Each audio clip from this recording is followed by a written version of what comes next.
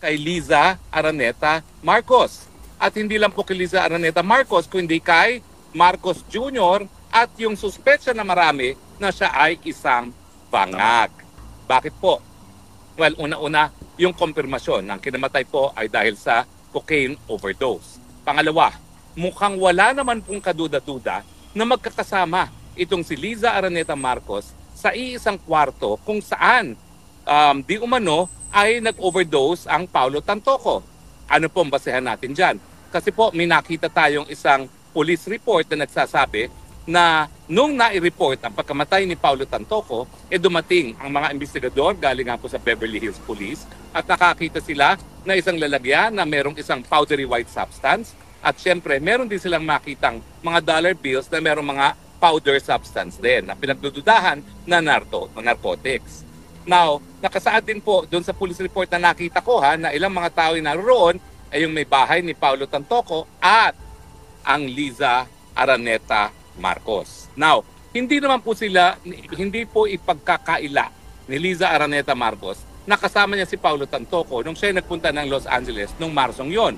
Ang okasyon po ay isang film festival, Manila Film Festival na ginanap dyan sa LA. No? At wala rin pong kaduda-duda na ang First Lady, si Liza Araneta Marcos, ay tumira din dun sa Beverly Hills na hotel na yan, no? Kung saan nakita ang wala ng buhay na bangkay ni Paulo Araneta. So, ano pong ibig sabihin nito? Well, ang Liza Araneta Marcos, kumpirmado po na naroon sa isang kwarto kung saan namatay itong Paulo Tantoco dahil sa cocaine overdose. Tanong, sinong kasamang mag-cocaine ni Paulo Tantoco?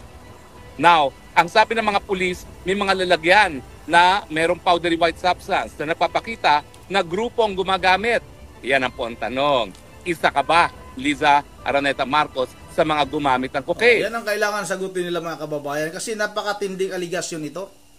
Dahil nga, pumutok na itong balita na ito sa ibang bansa, nakakahiya mga kababayan kahit tayo ay ordinaryong mamamayan lang, nakakahiya sa ating bansa na maipabalita tayo international news na itong ating First Lady na asawa ng ating Pangulo ng ating bansa ay nasangkot sa paggamit ng pinagbabawal na gamot mga kababayan dahil nga yung kasama nila na overdose.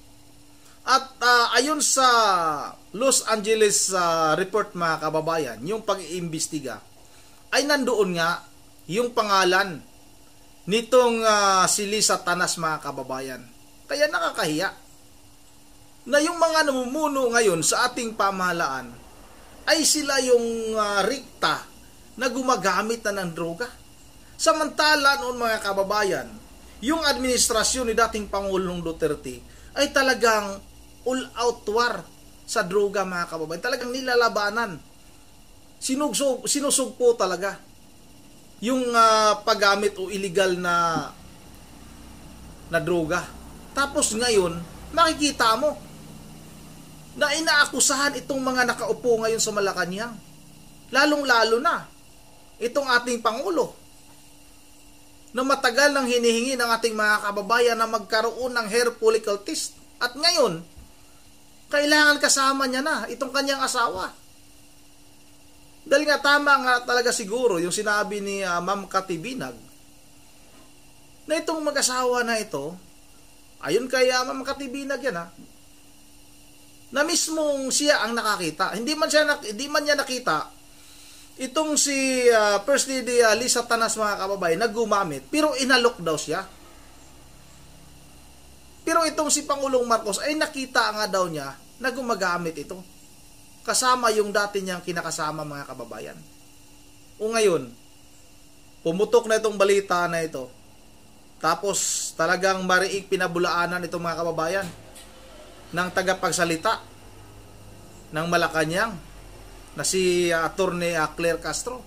Tinawag niya pang fake news si VP Sara Duterte dahil nga nagpahayag noon si VP Sara Duterte na nakita ni VP Sara mismo yung Los Angeles Police Los Angeles report na nandoon nga yung pangalan ni First Lady Liza Araneta Marcos. Tinawag niya pang nagpapakalat ng fake news, si BP Sara. May upload tayo niyan mga kababayan kahapon. O ngayon, sino ngayon ang nagpapakalat ng fake news? Di ba kayo? Pinagtatakpan ninyo dyan sa Malacanang itong nangyayari. Gumawa pa kayo ng mga edited na picture para sabihin nila, dito na yung First Lady, nakarating na sa mga pizza na yan. Pero wala mga kababayan, di natin nakita talaga yung personal appearance ni First Lady na talaga nakita natin na live, na naka-video. Puro picture lang yun at maraming nagsasabi na edited yung mga picture na yun. O ngayon, ito na, nakarma na kayo. Dahil nga baka itong pagkamatay nitong si Paulo Tantoco ay ito yung paraan para talagang mabunyag yung totoo ninyong pagkatao na talagang mga sugapa kayo sa pinagbabawal na gamot, lalong-lalo na sa pangmayaman na droga na ito, itong Coca-Cola mga kababayan, itong cookie na ito. O ito, papatuloy natin ito. Now, bakit natin tinatanong ito? Kasi nga po, si Cathy Binag, kung maalala nyo, ay nagbigay testimonya. Nung minsan, siya ay nagpunta sa bahay ng mga Marcos Jr. dyan sa Forbes Park at inalok siya na mag-cocaine ni Liza Araneta. At nakita na rin ni ni Cathy Binag na ang Marcos Jr. ay nagko-cocaine kasama yung kanyang dating live-in partner na isang kongresista na galing sa isang napakayamang pamilya sa Davao. So ngayon, lumalabas na naman ilang araw bago pupunta ng Amerika ang Marcos Jr. para kausapin si Trump na baka merong investigasyon sa kasong kriminal na dawit si Liza Araneta Marcos. Now, ang sang-ayon din sa nakita kong police report ay ongoing nga investigasyon dahil may duda ang mga kapulisan sa Beverly Hills na baka merong krimen nangyari. Ano itong krimen ito? Well, yan po ay katumbas ng reckless imprudence. Yung tipong kapabayaan kaya nagkaroon ng kamatayan. Now, may isang testigo sang-ayon dun sa police report na nakita ko na nagsabi na meron daw isang tao, isang babae na nagsabi na bagamat medyo masama ang itsura ni Paulo Tantoco, hayaan lang daw si Paulo Tantoco dahil yan ay epekto lamang ng cocaine. At ang marami nagsasabi na siguro kung nabigyan ng kaukulang medical attention itong si Paulo Tantoco, naiwasan ang kanyang pagpanaw. So ito po ay criminal negligence. Nandiyan na rin po yung krimen na paggamit ng pinagbabawal na gamot na cocaine. Dahil hindi naman po legal ang cocaine use kahit saan sa daigdig nito. Ang alam ko lang, mayroong mga lugar sa Europe na kung gusto mo ng cocaine at heroin, pupunta ka lang doon sa designated area at estado magbibigay. Sa Europe po yan. Pero sa Amerika, alam ko, may mga ilang estado lang at saka ilang mga syudad na legal ang marijuana. Pero ang cocaine po nananatiling pinagbabawal. So bukod pa dun sa criminal negligence na sa pagpigil na pagtawag ng saklolo para kay Paulo Tantoco noong nakita nila na mukhang masama ang lagay ni Paulo Tantoco matapos kumuha ng cocaine, nandun pa yung issue na sino-sino talaga yung gumagamit ng mga pinagbabawal na droga. At syempre, bagamat hindi pa conclusive doon sa police report na isa sa mga gumamit ay ang First Lady Liza Araneta Marcos, doon sa nakita kong police report, nandun positibo na na-identify siya na kasama ni Paulo Tantoco doon mismo sa kwarto kung saan na gumamit ng pinagbabawal na gamot, isa. At pangalawa, meron ding testigong nagsabi, di umano ha, sang-ayon yan sa police report na isinapubliko ng isang vlogger na meron nagsabi na wag ngang tumawag muna ng tulong dahil normal lang yan, pagpahingahin lang daw. O mga kababayan, mayroon palang witness, mayroon palang saksi na nakakita kung paano itong si Paulo Tantoco mga kababayan ay naapektuhan, na overdose sa paggamit ng cocaine na yan.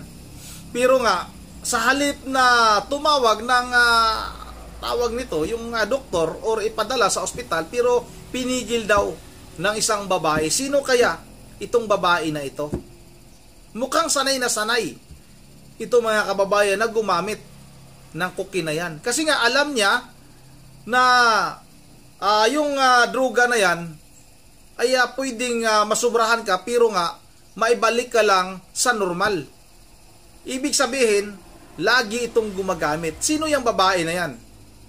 Yung asawa ba ni Paulo Tantuco? Kasi nga, nandoon din daw pala itong si Dina Arroyo, mga kababayan, na pagkakaalam natin ay nasa Malacanang din ito. Parang hindi ko lang masyadong natandaan kung anong posisyon ito sa Malacanang, mga kababayan, pero sekretary ito. Hindi ko lang alam kung anong posisyon, kung anong departamento. Kung hindi naman kaya, ang pumigil, mga kababayan, ay itong si First Lady Lisa Arnita Marcos, na wag nang pansinin, hayaan na lang. Baka hindi nila akalain, mga kababayan, na talagang matuluyan. Kasi nga may sakit din pala ito sa puso. Itong si Tantuco. Baka hindi siguro nakayanan yung dosage, mga kababayan, ng cocaine. Kaya bumigay. Kaya na-overdose nga ito. O kailangan talagang malaman natin ito dahil nga nakakaya itong balita na ito. Tayo ay ordinaryong mamamayan lang pero nakakahiya na mga ganitong balita ay maririnig natin sa international news. Putok na ito, mga kababayan, talagang pumutok na ito sa labas ng ating bansa. Dahil nagmula itong balita na ito sa Los Angeles. Ito, mga kababayan, yung nag-examine sa katawan ni Juan Paulo Tantuco, the date of March 8, 2025, age 44. Tapos ito, case number ay 2025-04377. Case status open. Body status release. Na-release na ito, mga kababayan. 6 male, ethnicity Asian. Tapos place of death, hotel, manner, accident. Ang investigator ito, mga kababayan, ay si Aurajo Laura. Tapos Deputy Medical Examiner, Dr. DG Jabornian Rapi, mga kababayan. Tapos yung cause A, cocaine effects. Cause B, wala nakalagay. Tapos other significant conditions, probable atherosclerotic cardiovascular disease. So, yan, mga kababayan, ha. Tapos dito sa baba, ito pa rin yun. Parehas lang sila, mga kababayan. Ito, yung case number niya. Yun nga, yung dahilan sa pagkamatay nitong si Paulo Tantuco, mga kababayan, na ngayon ay talagang viral ito, viral ito. Baka hindi lang dito sa ating bansa. Viral ito sa buong mundo, mga kababayan. At pinag-uusapan niya sa international news itong ating bansa sa mga pangyayaring yan. Na nadawit niya itong si First Lady Lisa Arnita Marcos at itong si siyempre itong si Pangulong Marcos ay talagang pasanin niya ito. Dahil nga noon pa, sino bang unang nagsabi nito, mga kababayan, na addictus benedictus itong si Pangulong Marcos? Si dating Pangulong Duterte, mga kababayan. Kaya ganun yung galit nila kay dating Pangulong Duterte, pero may katotohanan naman yung mga sinasabi ni dating Pangulong Duterte. Kaya dapat mga kababayan ay siguro umalis na muna itong si Pangulong Marcos bilang Pangulo ng ating bansa at ipagpaubaya niya muna sa mas karapat-dapat kung sino man yung dapat mamuno sa ating bansa. Yun ang dito na lang muna. At bago tayo magtatapos ay mag-shoutout lang muna tayo. Shoutout kay Ma'am Virgie Veraligios ng Pulilan, Bulacan, kay Ma'am Joyce ng Japan, Melvin Pelisilda, shoutout.